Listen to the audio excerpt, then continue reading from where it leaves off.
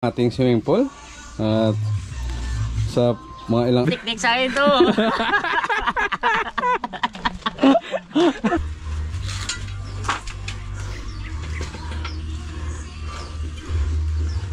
At least kung talagang mainit na mainit so yun guys, at ito na ang ating pangalawang span na natapos ng ating master. Yan. So yun po guys, inaabot kami ng gabi na. At yan, natapos na namin lahat na.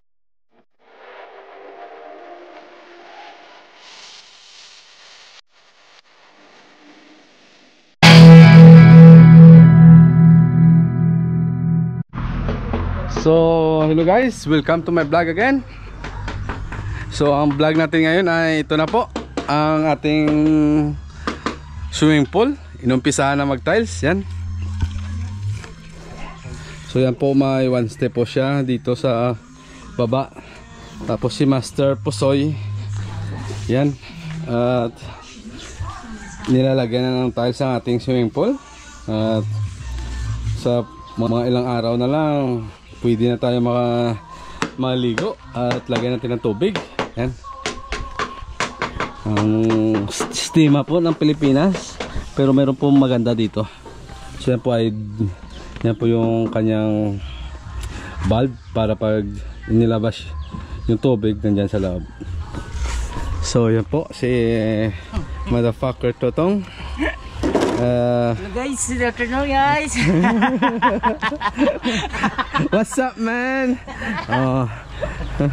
Ito naman po si Pitong, yung ating mga master.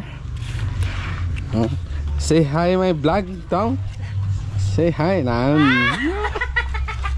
Ito naman po sila, ang ginagawa nila. Hindi ko alam sa Tagalog tawag dyan, pero sa Ilonggo ay tawag dyan sa amin. Ano nga tawag dyan? Ang ginagawa mo ito nga to? Ano nga ito? Palitada. Palitada. Yun ang tawag sa amin, palitada. Yan. Ito naman po ang isang master, yung ginagawa niya.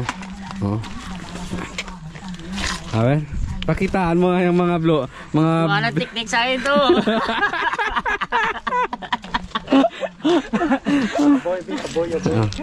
Ayan ganito yung ang pack ayan. So yan lang po, at konti na lang, konting tiis na lang po, matatapos na ang ating project dito. So yan, at medyo maganda na sa mata. Tapos na yung ating garahe doon sa likod. At yun, meron pa mga miswire dito na ikakabit sa pader, hindi pa natatapos, hindi pa nalagay. So ito po guys ang ating hagdan papunta doon sa loob. Ito po yung principal, kasi dati doon yan po sa labas. Kaya mayroon tayong mga patwalk dyan, at ako lang po yan ang gumagawa dyan. Alam nyo naman, nagmamarunong din tayo. Joke. Yan na po guys, yan ang ginagawa ko. Yan. Medyo alam mo naman, hindi naman tayo perfect. Merong maano yung kulay, makintad talaga dito, hindi. Kasi nagkamali ako dyan sa ginawa ko. Yan po. So at least okay na, kahit mali. So yan po guys, ang nakita nyo naman ang nakaraan nating mga vlog. Yan ang mga nangyayari dito.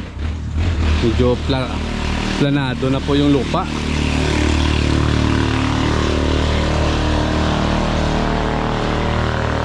Sa mga ilang araw na po ang ating mga ginagawa rito.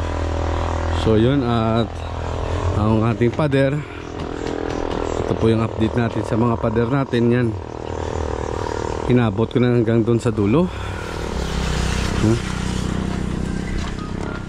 Hanggang doon po guys. Mahaba-haba yan.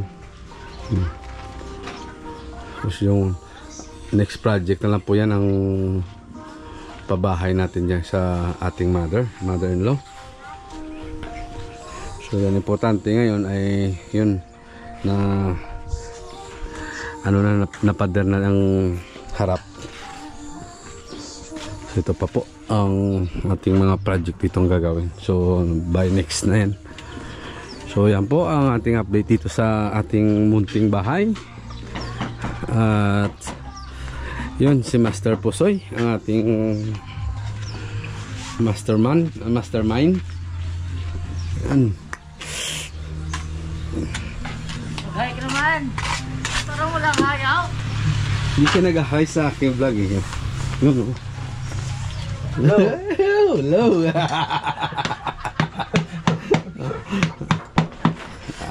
Lupit.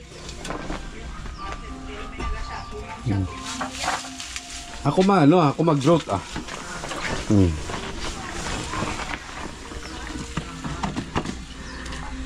So bali ito guys, hindi naman to kalaliman, no? Kasi pang bata lang to, pero pag pinabayaan mo yung bata rito, I'm sure malulunod.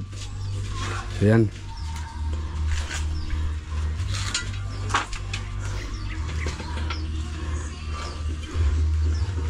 At least kung talagang mainit na mainit, mga bata pwede maligo rito, talon-talon kaunti at maging masaya. So yan lang po muna guys ang ating update dito. So update ko kayo sa next natin sa mangyayari dito. Alright, let's go. Say hi my vlog, baby. Ano naman? Say hi to my vlog. Hi.